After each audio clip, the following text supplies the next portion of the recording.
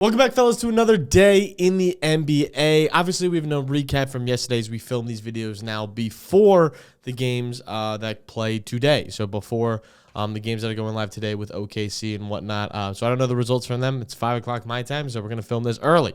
With that being said, though, Cavs, Pacers, Warriors, Timberwolves, that's the games we have for today.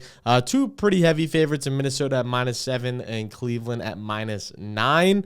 So we're going to try to get some pretty good odds on these as we keep rolling through the day. I have 3 plays for each game, so let's waste no time and hop straight into them, as I like to keep these videos shorter for you guys so you're not sitting through a 15-minute video of me just yapping about different plays. With that being said, the first few plays we got for today is Cleveland -8.5 at -125 at ESPN Bet. You get a little bit alt there at -125. I feel great about that spot. I think Cleveland's going to have a little bit of a chip on their shoulder. Obviously, they shot like shit last game, only 20% from the three-point line.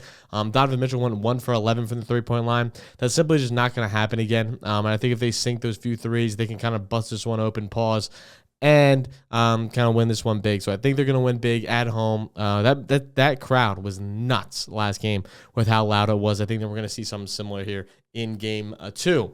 Donovan Mitchell is also going to go over 27.5 points. Again, I'm expecting no Darius Garland. They say his toe injury is more serious than they originally anticipated, so I'm assuming Darius Garland will not be playing this game. And even if he does, I still like this line. Mitchell's gone over this in 8 of the last 10 games versus the Pacers in his career. And he just dropped 33 on Sunday night, doing so without even 3-pointers. So again, went 1 for 11 from 3. Then he was like, all right, fuck this, I'm taking it all at the dish. Had his way with this Pacers interior defense, like he has his entire career. He's also averaging a 35% usage rate versus this Pacers team when they play. So again, his usage rate is super high. I think he's going to continue to see that, and he's going to see the volume we're looking for and easily crush this line. On the opposite side, we're going to take an under, as Pascal Siakam is probably going to go under 19.5 points. Tough matchup, Evan Mobley. I mean, what else do I really have to say there? In his last 5 games versus Evan Mobley, he's gone under this line in 4 of 5 games. He's also gone under this line in 3 of the last 3 playoff games. And not only that, but he's just not been a focal point in this offense at all. Only a 25% usage rate over the course of those 3 games, and even one game dipped under 20%.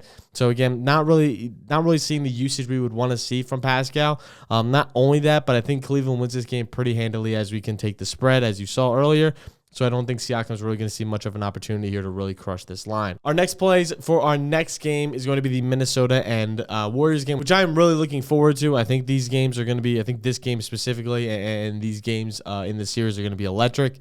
Minnesota, I'm taking -6.5 at home. I think they get the job done to start the series. Obviously, this team is just kind of built better than I think this Warriors team is right now. Obviously, they have the bigs to play. I don't think Gobert is going to play a ton. So with that being said, I think I'm going to take Naz Reid to go over 9.5 points. He's crushed this line versus the Warriors. They run a ton of small ball lineups, so that's perfect for Naz Reid.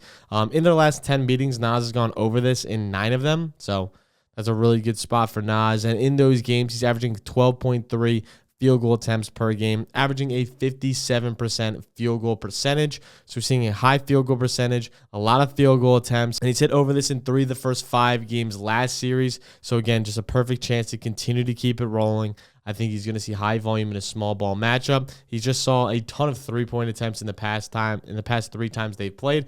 So I expect him to kind of chuck from deep and him to easily go over 9.5 points.